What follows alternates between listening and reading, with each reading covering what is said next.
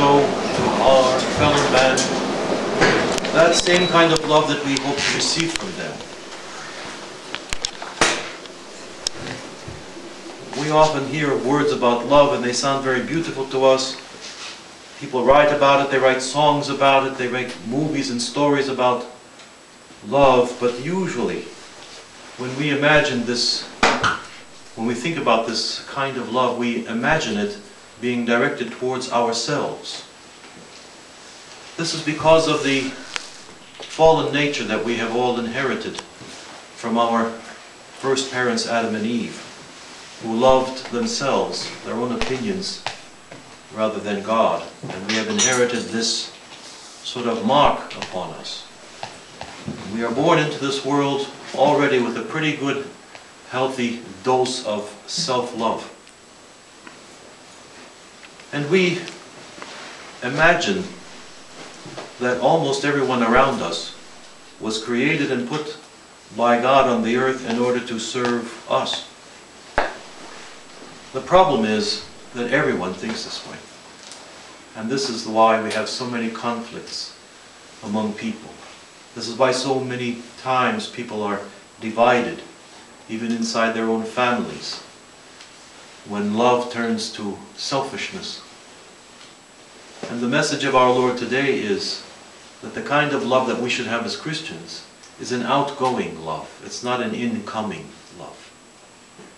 It's a love that serves God, first of all, and also our fellow man, through whom we serve God. It's impossible for us to say that we love God if we cannot love our fellow man. We don't see God. We're not living in that time when He was in the flesh on the earth, but He has told us that if we imagine our fellow man as Him in the flesh, that He would accept that as if it were He Himself.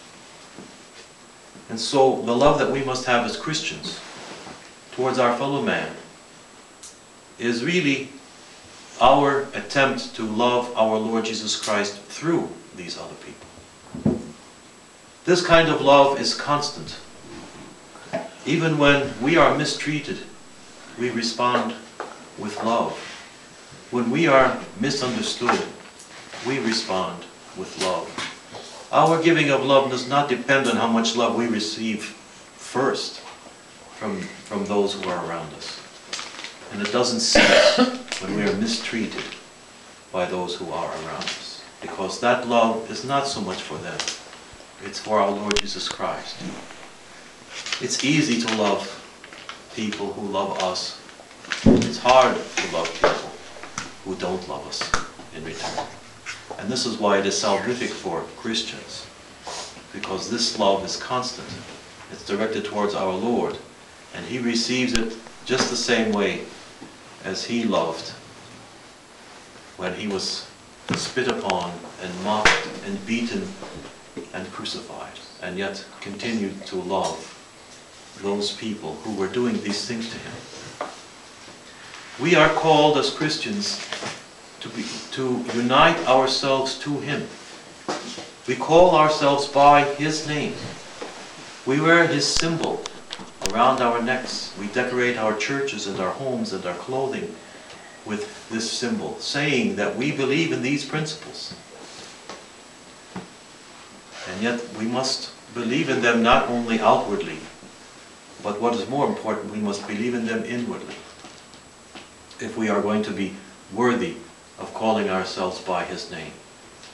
Otherwise, when we present ourselves to Him at the last judgment, He'll take one look at us and say, "You worshipped me only with your mouth, but your heart was far from me. You did not make yourself into the kind of person that I would consider joining myself to. You stayed afar away from me and loved other things, yourself or other people, your husband or your wife or your mother or your father or your son or your daughter or your houses or your